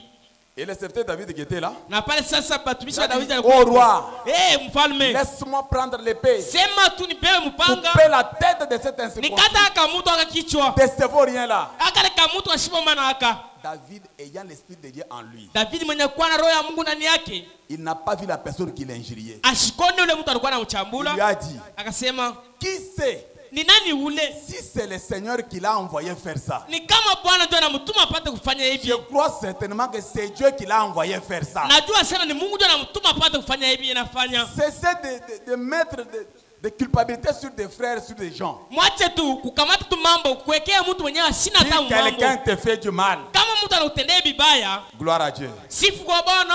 Dieu est en train de m'apprendre. Mungu anaenda C'est kunifundisha. pour tirer des leçons. Ndio nipate tu mafundisho. Pour que je puisse lui faire lui seul Ndio confiance. nipate kumtumaini mpaka yeye. Gloire à Dieu. Usifu kwa Bwana. Nous devons voir Dieu dans chaque action, dans chaque mouvement de la vie. Inabidi tuone Mungu tu mu mambo yote David a dit, tunatenda. laissez-le. David asema mwache. Qui sait Ni nani ule? si c'est le Seigneur? Ni kama ni Bwana. Élie, je crois que c'est Dieu qui lui a mis ces paroles dans sa bouche. Asema najua ni Bwana ndio anamweka ile maneno pa kinywa chake. Il n'a pas commencé à dire, non, vous voyez, c'est la tante et ceci. Non, il a compris que tout c'est Dieu. Akasema sema sangazi yetu tunamjua ndio vile nikalaka na roho mbaya. Hapana, anasema hivi vyote ni Mungu. Dans le message, la preuve de la résurrection, paragraphe 146. Ndani ya ile maujumbe hakikishia kufufuka Frère kwake. Branham dit ceci. Pale ndio kwa maana kunasema Dieu Mungu peut vous apparaître sous la forme de votre voisin. anawezi kuonekania tu muso tu ya jirani wako. Dieu peut vous apparaître sous la forme de votre voisin. Dites Amen. Mungu anaweza kuonyesha mbele zako kwa hali tu ya jirani wako. Il peut vous apparaître sous la forme d'un prédicateur. Anaweza kutokelea tu kwa uso ya mpasha injili. Il peut vous apparaître sous la forme de votre mère. Anaweza kutokelea tu muso ya mama yako. Un jour, je devrais aller, on m'a informé que les diamants étaient sautés dans notre village. Siku moja wakaniambia sasa jamaa litoka kule mgini yetu. Et je me suis mis à prier. Mimi naanza kuomba. Ce chantier-là, c'était mon petit frère qui avait sponsorisé ça. Pale ile chantier ulikuwa jamaa alikuwa anatoka ni mgoko yangu. Il y avait beaucoup de diamants là-bas. Kulikuwa jamaa ya mingi kule. Pourquoi tu ne peux pas aller là-bas? Je, hawezi kwenda kule. Tu vas avoir de l'argent. Wewe utapata fedha. J'ai dit non, peut-être c'est pour lui, hein. Je ne sais pas. Je vais d'abord prier. Nasema sengine makuta ili nipaka yeye lakini niombe mbele. Si Dieu me voit là-bas béni, là je peux aller. Kama Mungu ananiona mimi kule mwenye kubarikiwa J'ai nitaenda. prié, j'ai prié, j'ai prié. Naomba. Et j'ai oublié. Na ninasahau. Et j'ai vu seulement un frère qui vient là-bas. Naona pale ndugu anakuja. Il a fait seulement comme ça, il me dit, Anasema pale, viens, ndugu, il faut que tu quittes ici. mzee inabidi utoke hapa. Tu pars un peu loin. Uende Tu mbali. pars faire d'autres activités. Uende ukafanye biashara vingine. Laisse ton magasin là-bas. Acha ile magazini yako. Ton épouse et les enfants fassent ça. Mke wako na watoto watafanya vile. Et quand il a parlé, c'était comme un coup de tonnerre dans mon cœur. Wakati anasema ilikuwa sawa vile na Parce que pomozi. j'attendais que Dieu me parle. Nilisikia saa Mungu ndio J'ai anazungumzia. vu Dieu qui était venu sous la forme de ses frères là. Naona Mungu kwa ajili ya hali ya ule ndugu. Et je suis allé là-bas et puis j'ai gagné de l'argent. Na kaenda kule nakapata fedha. Parce que j'étais disposé à voir Dieu dans chaque chose et dans chaque personne. Juu nilikuwa tayari ya kuona Mungu mkiti kyote na ndani ya mtu yote. Il dit, il peut vous apparaître sous la forme de votre mère. Asema naweza kujionekanisha kwako kwa hali ya mama yako. Christ vous apparaît au travers des gens. Des Kristo gens. yeye anajitambulisha kwenu kwa ajili ya watu. Alors, Pale saa traitez correctement bien tout le monde. mupate sasa kuangalia mtu yote na bei mtu yote. Comme le principe est qu'on doit voir Dieu partout. Juu kanuni ya kusema utaona Mungu ndani ya mtu yote. Dieu peut vous apparaître dans des gens. Ndio mama sema Mungu anaweza kutokelea ndani ya watu. Comme c'est le principe, Sawa ni kanuni. il dit traitez très bien tout le monde. Asema mtu yote we umkamate na bei. Soyez gentils. Mupate kwa pendelevu kabisa. Soyez un bon voisin. Pata kwa jirani sawa. Soyez amical. Pata kwa mtu wa mapendo tele. Christ est dans cette personne-là. Kristo yuko ndani ya ule mtu. Christ en vous, Kristo ndani yako. l'espérance de la gloire. Kitumaini cha usifu. En route, Ndani ya barabara. si quelqu'un vous apparaît, Kama mtu anakutokelea, écoutez bien ce principe. usikie ile kanuni. Ça, c'est Frère qui dit. Ule ndugu ame kona Si sema. vous êtes en route Kama ku barabarani et que quelqu'un vous apparaît, na mtu fulani anakutokelea, quelqu'un de gentil, mtu tu mwema kabisa, et qu'il commence à vous parler, na nanje kumzungumzia nawe, écoutez-le. msikie kwanza. Vous ne savez pas, ça pourrait être Jésus qui vous parle. Amujua na iwezi kwa ni Yesu ndio anazungumzia. Acclamons le nom du Seigneur. Tupate kupikia Bwana Yesu Mungu wetu makofi. Parce qu'à Kinshasa là-bas, il y a une habitude. Njuri kukichasa kuna kwa zoezo Comme fulani. tellement qu'on a l'habitude de voler les gens. Sawa vile ibaka batu. Et des jeunes filles de là-bas, escrocs là, elles font des histoires. Na pale wakijiba kule bobe na ibana. Souvent, c'est quelqu'un qui s'approche. Unaweza kuona mtu anakuya. S'il te plaît. Tonton pardon. Ah, dis, je suis pressé. Pardon, mie niko Faut pas naenda dit le haraka. principe ici. Ndio masema msikie Si ile. en route, Kama barabarani une personne vous apparaît ukasikie mtu et anakutokelea vous aborde gentiment, naye anakuya kwako unyenyekeza kote, écoutez-le. umsikie kwanza. Ça peut être Jésus. Inaweza kuwa ni Yesu. Un jour, un frère donnait un témoignage. Siku moja ndugu alikuwa analeta Il était ushuhudia. l'un de sa femme. Yeye alikuwa anasema mambo ya Le diable l'a yake. tellement tourmenté Pale sasa ibilisi qu'il anibasumbua s'est décidé basumbua d'aller faire de mauvaises choses. na ndugu akatoka akaenda kufanya vitu fulani, Il prend l'argent, il met dans la poche. akakamata pesa na weka ndani ya mfuko Il yake, commence à marcher. anaanza kwenda Il commence à marcher. Il voit seulement naona tu 3 gaillards qui apparaissent. pale sasa mabijana batatu banatokelea pale. Yo! Weye Ok, what? unaenda wapi? Tupata toto tunatembea na pika On wanapika. l'a giflé, il a fui, il est rentré à la maison. Bakampika na kimbia narudia Quand il kumlango. arrive à la maison, Alikasa kunyumba. quelque chose lui dit, Kitu fulani kinamwambia c'était Dieu. ilikuwa ni Mungu. Lui était en train d'aller pour aller pécher. Yeye alikuwa anaenda ndio kutenda dhambi. Vous pouvez sortir comme ça. Unaweza kutoka hivi. Vous voyez seulement un chien. Unaona tu imbo fulani. Un chien, chaque fois que vous passez là, ça ne fait rien. Mara yote wakati napita ule nyimbo ni rafiki yako anakunaka na Toujours kupitisha. attentif au mouvement de l'esprit. Pata kuwa na kuleta angalisho tu michemko ya Vous pouvez kiroho. vouloir sortir comme ça. Unaweza kutoka tu hivi.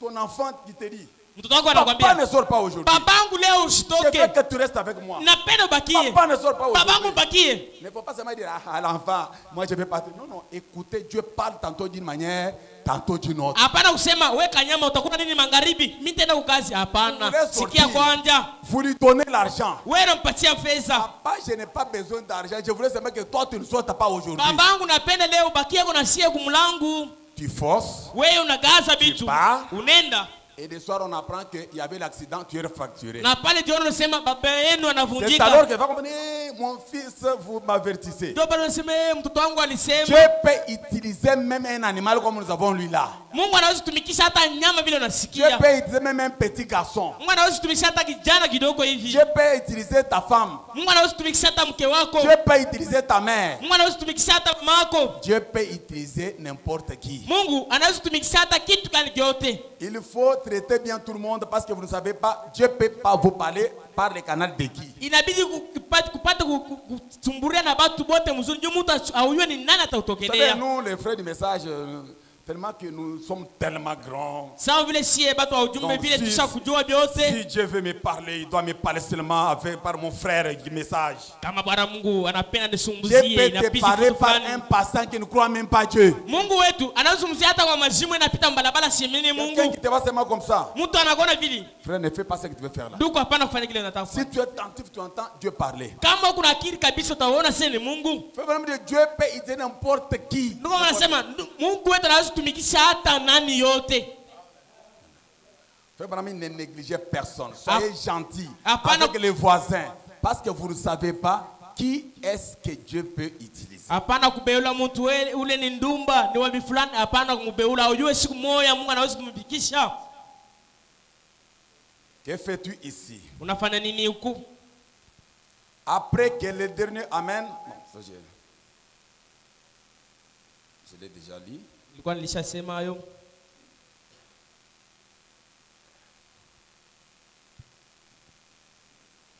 Dans la porte, nous tendons vers la fin.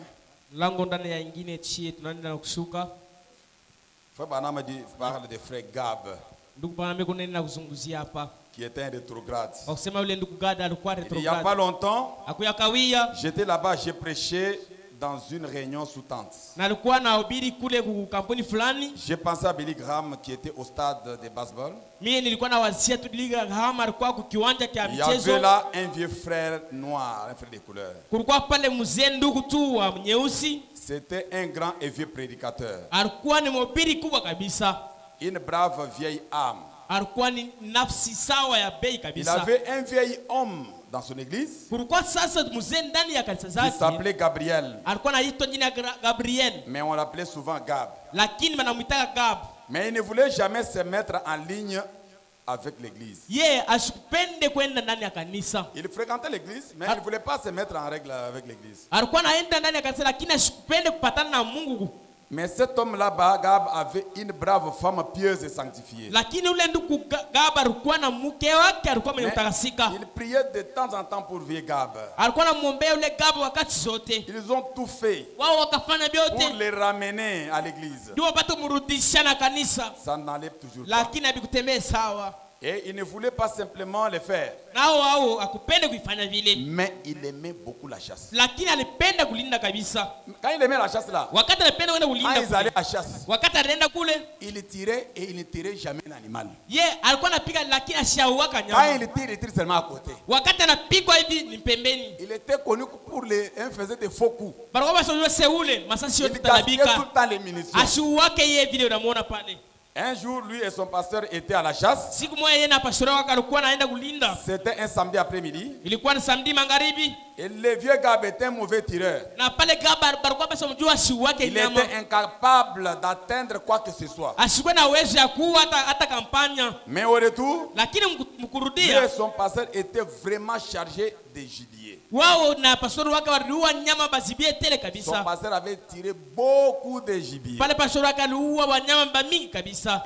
Et des oiseaux, Na pale des abandeke lapins, hata des bampanya. écureuils. Pale sasa Et walsinji ils suivaient un chemin très familier. wao walikuwa nafuata barabara ilikuwa basi kuzoefu Ils kabisa. avaient bien de fois emprunté ce chemin-là. Mara yote wao wanaendaka ndani ya ile barabara. Et ce soleil de dimanche après-midi s'est couché à l'ouest. Na pale sasa ile jua ilikuwa nashuka kule Le ku pasteur était magharibi. devant avec son fusil sur l'épaule. Pastor alikuwa mbele sasa na bunduki bwake pa mabeka. Beaucoup de gibier. Pale de tous sasa côtés. bazibie ba mingi balikuwa Sur eux. namshuka hivi. Et il a remarqué quelque chose quand il a regardé derrière lui. Na yeye akaangalia kitu fulani wakati anageuka mkongo yake. Quand il a regardé, Wakati anaangalia, il a vu Gab en train de regarder la direction du coucher du soleil. akaangalia Gabe kuna anaangalia magharibi kule jua inaenda na En kuingia. train de pleurer. Eko nenda na kulia. Le pasteur s'en inquiétait beaucoup. Sasa pale pastor alikuwa anashangaa Mais il a kabisa. continué quand même de marcher. Lakini bakaenda paka. Et au bout d'un moment, Sasa wakati fulani une énorme main noire de vieux Gab l'a touché ici. pale sasa mkono nyeusi ya ndugu Gabe ikamgusa hivyo. Il s'est retourné pour voir Gab. Yeye kageuka nje kuona Gabe. Il a vu Gab avec des larmes coulant sur ses grosses joues. Akaona sasa Gabe machozi isha kujazwa kwa machafu Et hivyo. il a dit, Na akasema, pasteur, demain matin, je vais prendre ma place avec mon aimable épouse devant à l'église. pastor, kesho asubuhi sana nalipenda nikuwe nafasi yangu na bibi yangu mpenda kabisa. Je veux que tu puisses me baptiser d'un baptême chrétien. Napenda wewe patu nibatizo kwa batizo ya Kikristo. Je resterai là jusqu'à ce que Jésus m'appelle à la maison. Mitabakia paka pale Yesu atanita nyumbani. Et il a regardé, il a dit à vieux Gab, Naye akamwangalia vile Gabe na akauliza, Gab, Gabe, j'apprécie cela. napenda yo kabisa. Mais je voudrais te poser une question. Lakini napenda nikuswali swali. Quel sermon Nini kinafika? que j'ai prêché, quel sermon, quelle prédication Mahubiri kani? que moi j'ai prêché Ile nyamie Gabe na hubiri. qui t'a amené à changer directement comme ça? Ile nyewe inakusukuma ubadilike paka pale. Ou quel cantique de la chorale qu'on a chanté qui t'a amené de faire volte-face et prendre la direction de l'église? Lakini ni mimbo kani yenyewe barimba tu kwa baimbaji inakutongoza upate kurudia kukanisa kwa haraka yote. Il a dit, oh cher pasteur, Sema hey pastor mwema, j'apprécie chaque sermon que vous prêchez. napenda kabisa mahubiri zako ya masiku zote. J'apprécie chaque prière que vous faites pour les saints et que les saints font pour moi. Napenda kabisa maombi wa Kristiano wananiombea. Ainsi que tous les cantiques de la chorale, j'apprécie cela. Hata nyimbo yote ya baimbaji naipenda kabisa. Mais je voulais te dire que ce n'est pas à cause de tout ça. Lakini napenda kuambia haiko kwa vile bintu vyote. Je me suis retourné, je l'ai regardé Mimi namwangalia sasa et il regardait au soleil. naye alikuwa anaangalia kule jua inaingia. Je me suis rendu compte que mon soleil s'est couché déjà. Na alikuwa anaangalia sema jua iko naenda na kuingia. Ça c'est Gab qui commençait à se dire. Pale Gabe ndio unasema Quand je regarde ma vie, wakati naangalia maisha je zangu vois que je suis vers la fin de ma vie sur la terre. naona sema nilisha kwa magharibi ya maisha zangu. Puis j'ai considéré que ce gibier qui pend partout sur moi et sur vous. Naona hapa banyama tunaua unababeba hivi mingi pa mangu yangu na pa mangu Moi, yako. Gab, Mie Gab, je suis incapable d'atteindre quoi que ce soit de ces gibiers. sina na uwezo ya kuua hata nyama moja kwa baba nyama hapa. Mais pourtant, Lakini sasa il m'a accordé tous ces gibiers akanuruhusia nipate kuwa hapa banyama bote qui hapa. me permettraient de manger pendant toute la semaine. Pale penye watanisaidia nipate kula katika za wiki mzima. Malgré que je ne pars pas à l'église, Hata hivi siendaka ndani ya il kanisa. m'aime toujours. Yeye Mungu ananipenda tu. Et il a dit certainement, Lakini anasema ndio. il m'aime. Eko ananipenda. Sinon, il n'aurait pu avoir des bontés envers moi pour me donner tout ça. Kama tu abiko hivi yeye asikwe na namna ya kupatia hapa banyama bote Et quand hapa. je regarde tous ces gibiers, Wakati angalia banyama bote, je les sens en train de frapper à mon cœur. niko nasikia nena kupika ndani ya moyo yangu. C'est pourquoi j'ai décidé de tenir à l'église. Ndio maana nasema kesho taenda kanisani. Maintenant, écoutez. Pale usikie. Oh! Hey, Si seulement nous pouvions regarder derrière nous et voir combien Dieu a été bon envers nous. kama tuwezi kugeuka na kuangalia nyuma yetu, namna ngapi Mungu anikalaka mwema juu yetu. Parce que des fois, Juma lingine nous jugeons Dieu sie tunamhukumu Mungu par rapport aux besoins pressants que j'ai aujourd'hui. kufuatana tunahitaji niko nayo leo. Je n'ai pas eu les moyens d'acheter des uniformes pour mes enfants pour rentrer à l'école au jour de la rentrée. Mie sikupate makuta ya kununua uniform ndio watoto wangu barudie kwa masomo. Je commence à dire, ah, Dieu ne répond pas aux prières. Naanza kusema Mungu Je ashikimu commence à maombi. dire, oh, Dieu n'est pas bon envers moi. Naanza kusema Mungu ashiko mwema juu Vraiment, Dieu ne yangu. me regarde pas. Pale Mungu asinyangalie. Si seulement nous pouvions regarder derrière nous, Kama tunaweza kugeuka nyuma voir yetu combien Dieu a été bon envers nous. na kuona mara ngapi Mungu anikalaka mwema juu Oui, yetu. madame dit, Ndio maana nasema juste voir sa bonté namna tu ya kuona bwema bwake envers les pécheurs. kwa ajili ya watenda dhambi. Voir qu'il m'a gardé sain et sauf jusqu'aujourd'hui. Kuona sema na tuchunga sawa tina leo. Soyez dans votre bon sens. Mupate kuwa kutuna akili sawa vile batu. Regardez bien en arrière. Mupate kugeuka na kuangalia nyuma yenu. Qui vous a nourri jusqu'aujourd'hui? Ni nani anamilisha ti mpaka leo? Qui vous a vêtu Ni jusqu'aujourd'hui? nani anamivika hivyo ti leo? Quand ces frères-là, dans ces véhicules-là, vous étiez entrés, Wakati tu ile dule ndugu ndani ya gari a uringia. grincé dans la voiture, Wakati ya ringia na kanyanga alors na que le gari. véhicule voulait être percuté. Wakati ile gari litayanguka mara mingi. Qui vous avait protégé ces jours-là? Ni nani alikukinga ile siku? Qui était en cette heure des maladies où le médecin avait secoué la tête? Il a dit que vous ne pouvez pas encore vivre. Ni nani mwenyewe alikuya kwa wakati daktari anakuambia wewe hautaishi tena? Et il a dit vous ne pouvez pas vivre. Na kusema wewe hautaishi tena. Ou vous ne savez plus quoi faire. Pale penye kujua tena kufanya ni kinini? Mais que vous êtes là ce soir. Na wakati leo uko hapo hapa magharibi. Frère Branham dit, Na Biblia kama nasema regardez un peu en arrière. mwangalie kwa mbele Vous verrez mkongo. comment Dieu est bon. Na kuona mara ngapi Mungu ni mwema. Je suivais un petit documentaire Na là. alikuwa anafuata documentaire kadogo hivyo. Où vous montrez, vous êtes en train de passer comme ça. Wanaonesha unaenda kupita hivi. Vous faites seulement comme ça, le véhicule passe. Wewe nafanya mpaka tu hivi gari napita. Je crois que chacun de vous est déjà passé par là. Najua mtu yote alishafika mahali ya Quel vile. est cet ange-là qui vous avait protégé ces jours-là? Ni malaika gani alikondosha kwa hatari ile siku? Hier, vous avez des fois des enfants.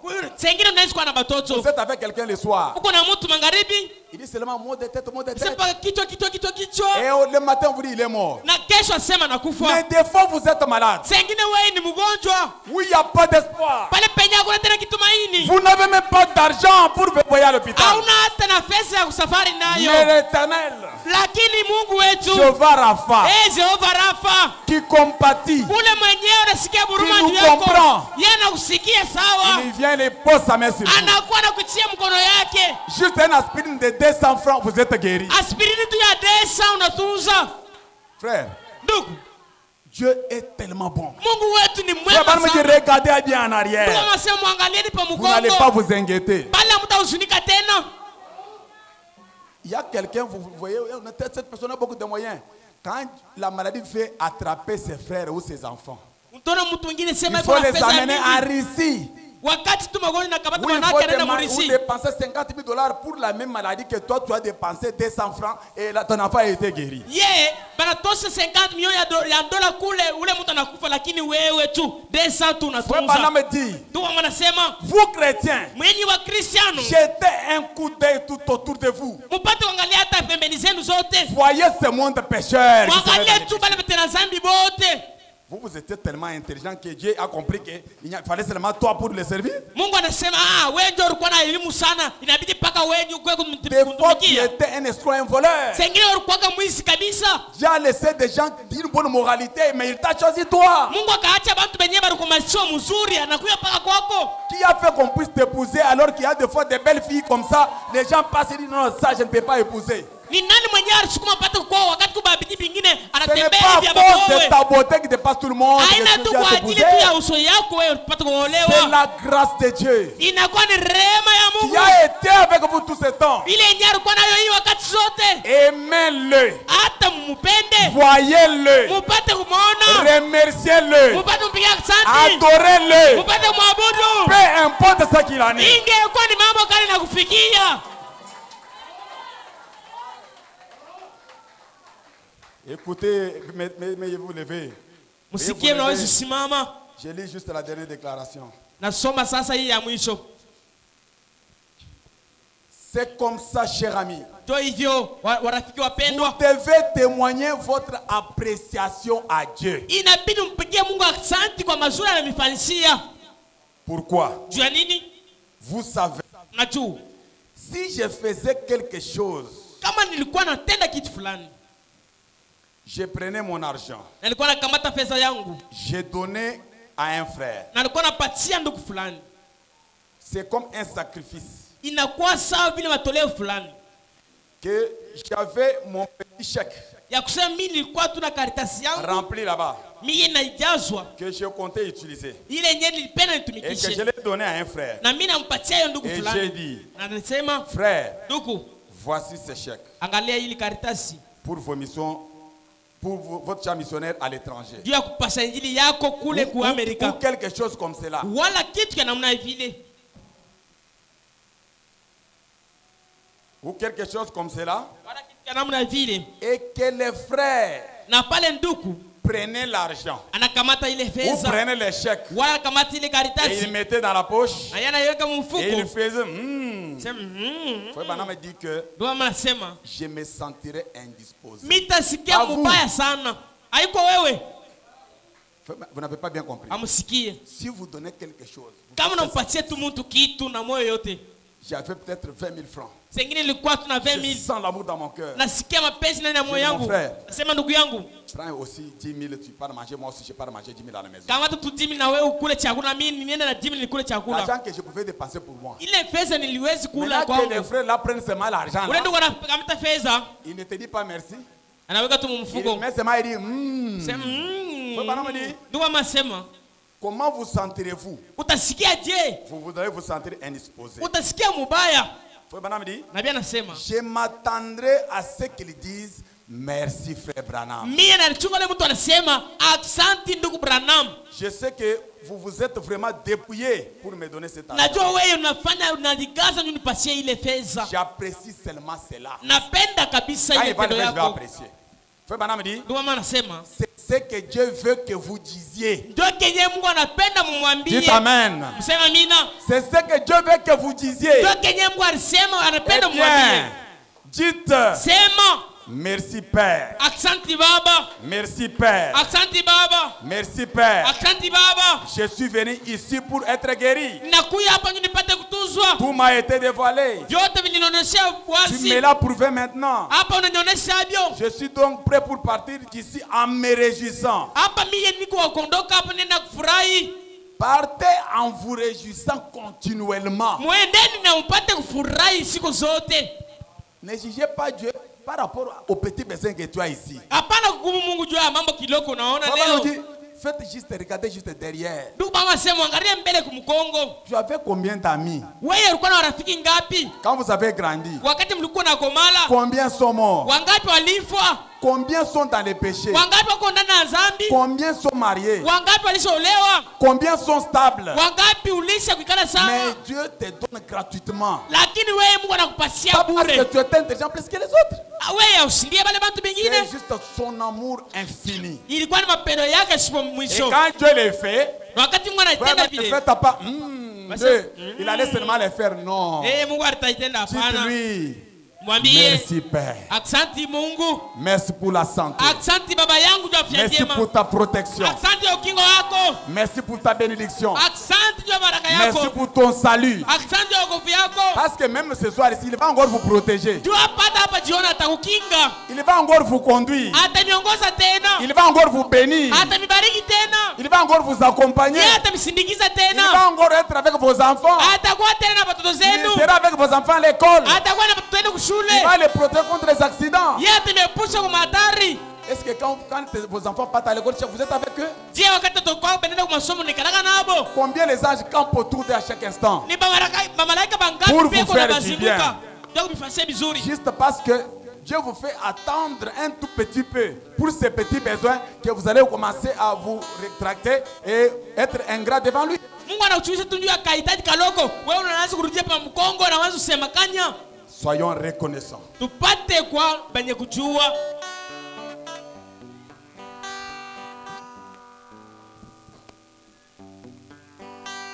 Tout compte pour mon bien, Alléluia. puisque j'aime Jésus. Amen.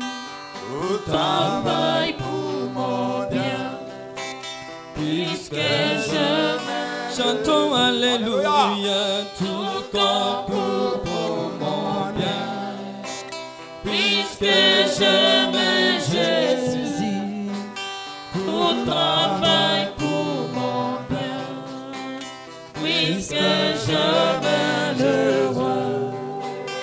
Et quand l'épreuve arrive, elle travaille pour mon bien. J'apprends à bien combattre, puisque j'aime Jésus. Oui, et quand l'épreuve arrive,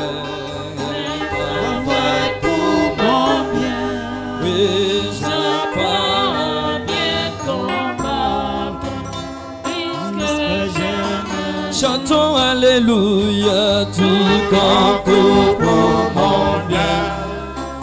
Puisque j'aime Jésus, Alléluia. et tout travail pour mon bien. Puisque j'aime, oui, Alléluia, tout concourt pour mon bien. Et puisque j'aime Jésus, tout travail pour mon bien. Et puisque j'aime Jésus, oui, Alléluia, tout concourt pour mon bien. Puisque j'aime Jésus, tout travail pour mon bien. Et puisque j'aime Jésus, et quand le vent me bouge, il travaille pour mon bien. Et j'enfonce mes racines, puisque j'aime Jésus. Oui, et quand le vent me bouge, il travaille pour mon bien. Oui, j'enfonce mes racines, puisque j'aime Jésus. Alléluia, tout concourt pour mon bien. Puisque j'aime Jésus, tout travail pour mon bien. Puisque j'aime Jésus, chantons Alléluia, tout concourt pour mon bien.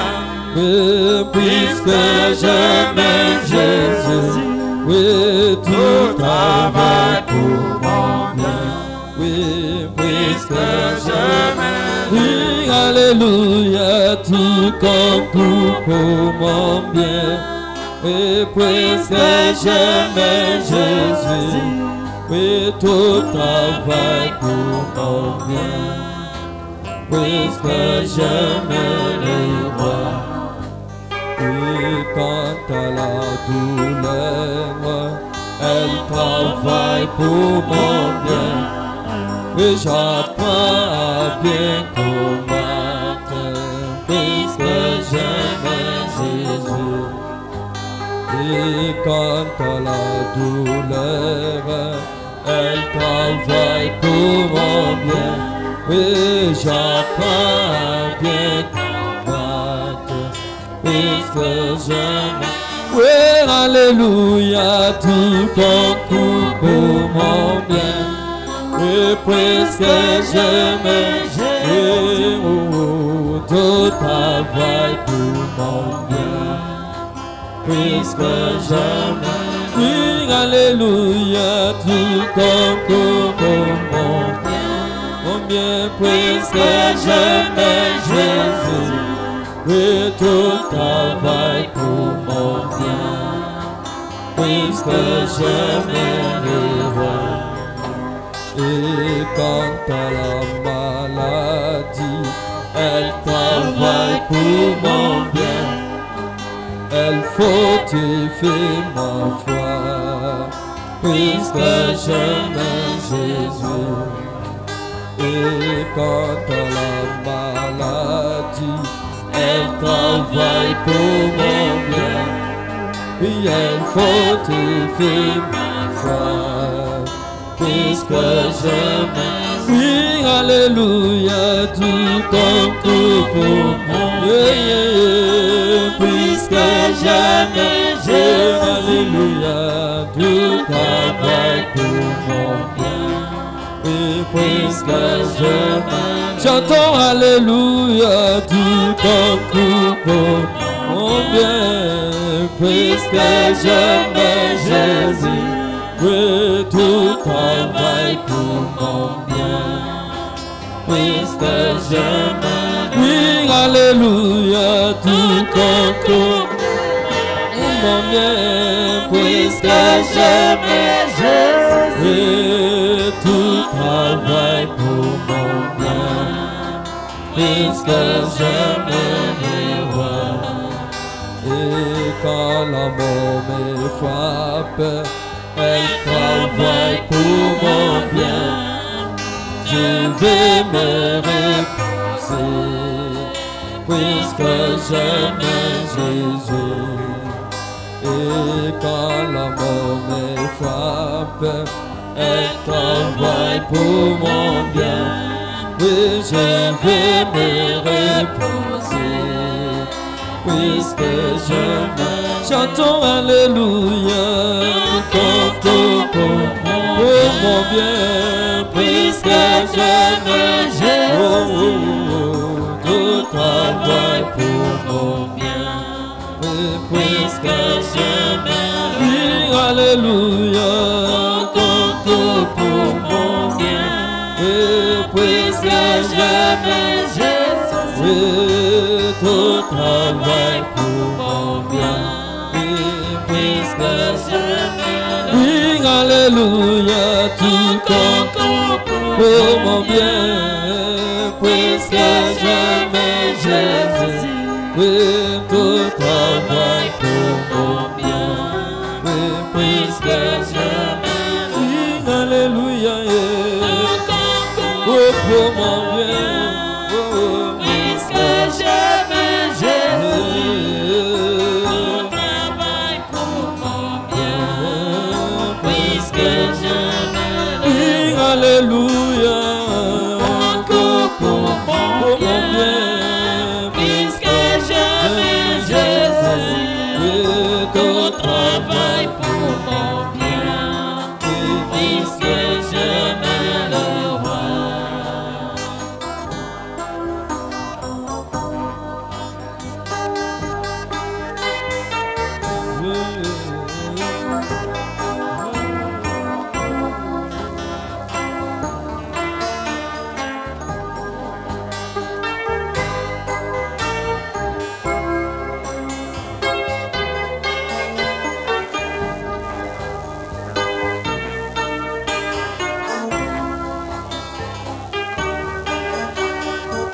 Alléluia, tout compte pour mon bien, puisque j'aime Jésus. Il travaille pour mon bien, puisque j'aime. Chantons Alléluia, tout compte pour mon bien, puisque j'aime Jésus. Et tout travaille pour mon bien, puisque j'aime le roi.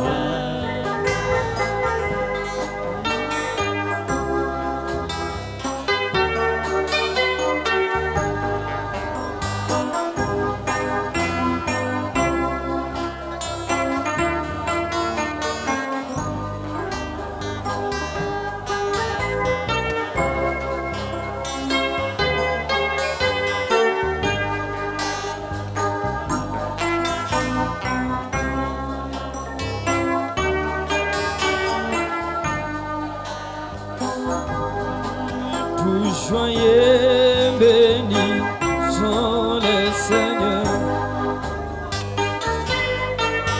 Chantons et célébrons ses louanges. Adorons avec foi le Seigneur. Et joignons gloire à Dieu, gloire à Dieu,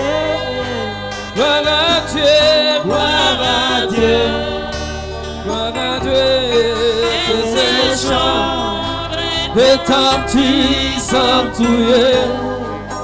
Gloire à Dieu, gloire à Dieu, gloire à Dieu, gloire à Dieu, que ces chants retentissent tout. Oui, Dieu dans son incomparable amour. Oui, Dieu envoya son Fils. Et la terre et les cieux dans ses jours. Oui, s'unissent pour chanter ses ensemble, gloire à Dieu, gloire à Dieu, et gloire à Dieu, gloire à Dieu, et gloire à Dieu, que ces chants retentissent en tous lieux. Oui, gloire à Dieu, gloire à Dieu, gloire à Dieu, gloire à Dieu, que ces chants retentissent en tous lieux. Oui, gloire à Dieu, gloire à Dieu, oui, gloire à Dieu, gloire à Dieu, oui, gloire à Dieu, que ces chants retentissent en tous lieux. Oui, gloire à Dieu, gloire à Dieu, gloire à Dieu, gloire à Dieu, que ces chants retentissent en tous lieux. Oui, les châtiments qui produisent. Oui, Jésus-Christ, ça subit pour mon âme. Oui, il voulait essuyer nos fautes. Chantons amour,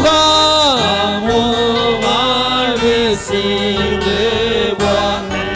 Oui, gloire à Dieu, gloire à Dieu, gloire à Dieu, gloire à Dieu, oui, gloire à Dieu, que ces chants retentissent en tous lieux. Oui, gloire à Dieu, gloire à Dieu, gloire à Dieu, gloire à Dieu, que ces chants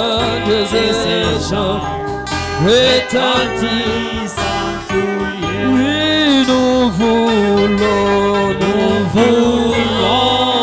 avec tout bon sens. Chantons t'aimer par dessus toute autre chose. Oui, formez ton amour dans notre cœur. Et puis de chacun de nos discours. Oui, gloire à Dieu, gloire à Dieu, gloire à Dieu, gloire à Dieu, oui, gloire à Dieu, que ces chants retentissent en tous lieux. Oui, gloire à Dieu, gloire à Dieu, gloire à Dieu, gloire à Dieu, que ces chants retentissent en tous lieux. Seigneur Jésus-Christ, toi le seul d'Israël, toi le tout en tout pour nous, que l'honneur et la gloire te reviennent pour tout. Pour ta parole de ce soir, nous te disons merci. Merci Père éternel pour ces éclaircissements. Merci Père éternel pour ces idées. Merci pour ta parole Seigneur. Nous sommes dans la joie au de l'amour. Nous sommes au de Jésus satisfaits. Comme tu nous as rappelé à être reconnaissants. Parce que tu es le grand Dieu. Le seul qui nous protège. Le seul qui prend bien soin de nous Seigneur. Oh Dieu tendre et fidèle. Bénis ton Fils qui nous a parlé. Veuillez bénir son ministère, Seigneur. Oins-lui de ton onction, afin que les jours à venir, qu'il puisse nous parler au Père éternel, de plus encore meilleur, Seigneur. Je te prie, oh le fort, de pouvoir prendre soin de mon frère, prendre soin de ma sœur, qu'il soit toujours reconnaissant, qu'il puisse reconnaître que tu es le grand Dieu redoutable, le seul qui bénit, le seul qui guérit, le seul qui sauve, le seul qui soulage, le seul qui donne solution à nos problèmes, toi Dieu. Nous sommes, Père éternel, dans la joie pour ces messages, pour cela que l'honneur et la gloire te reviennent. Reçois nos acclamations, reçois les cris de joie. Toi le même hier, aujourd'hui éternellement. Tu es bon, Seigneur Jésus-Christ. Nous te bénissons et nous sommes oh Dieu d'amour, reconnaissant pour ces messages de l'air que tu avais réservé pour nous, Seigneur. Pour ce soir, nous laissons toutes choses sous ton contrôle.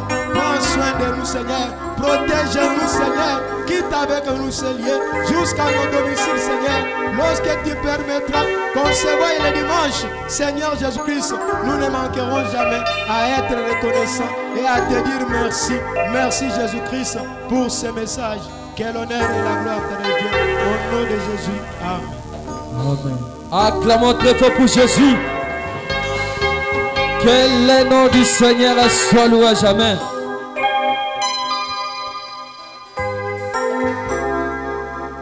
Que Dieu